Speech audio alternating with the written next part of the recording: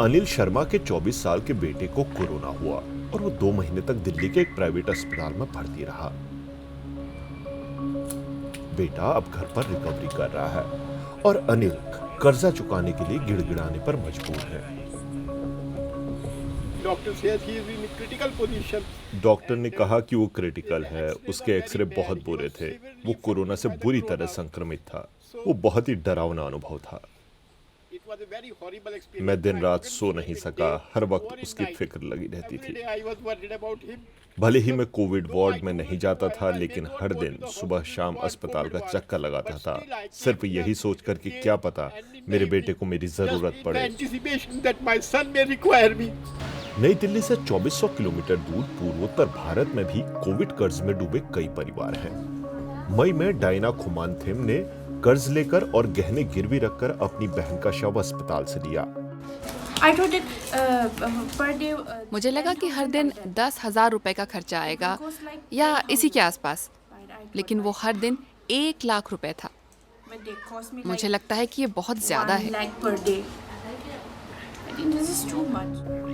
आप भारत में कहीं भी जाएं, हर जगह बड़ी संख्या में टूटे बिखरे परिवार हैं, जो कोरोना की वजह से भारी कर्ज में डूबे हुए हैं।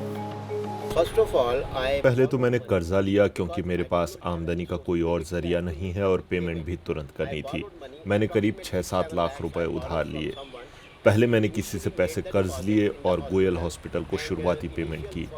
फिर उसके दोस्तों ने मदद की, उन्होंने कैटो से 18 लाख रुपए का इंतजाम किया। कुछ दोस्तों ने निजी रूप से भी मदद की। अब तक मैं कुल 33 लाख रुपए खर्च कर चुका हूं। मुझे अब पेमेंट करने के लिए कुछ और पैसा कर्ज लेना पड़ेगा। एक शोध के मुताबिक एक दिहाड़ी मजदूर को आईसीयू का बिल चुकाने के लिए 16 महीने की तनख्वाह कुर्बान करनी पड़ेगी। करीब 90% अस्थायी कामगारों की साल भर की तनख्वाह भी हॉस्पिटल आईसीयू को अफोर्ड नहीं कर सकती।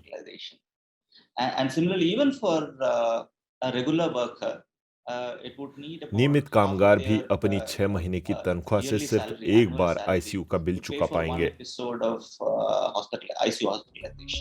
विशेषज्ञों के मुताबिक ज्यादातर भारतीय अच्छे इलाज का खर्च उठाने में असमर्थ हैं। मेडिकल बिल का 63% हिस्सा चुकाने के लिए उन्हें कर्ज का सहारा लेना पड़ता है।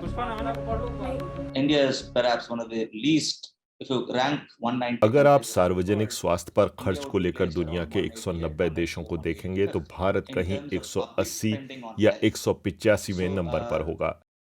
स्वास्थ्य पिछले 70-75 सालों में कभी इस देश की प्राथमिकता पर नहीं रहा। मुझे लगता है कि इस पर सरकारी खर्च पहले के मुकाबले अब कहीं ज्यादा जरूरी है। हमें इसे एक अवसर में बदलते हुए जन स्वास्थ्य पर निवेश करना चाहिए।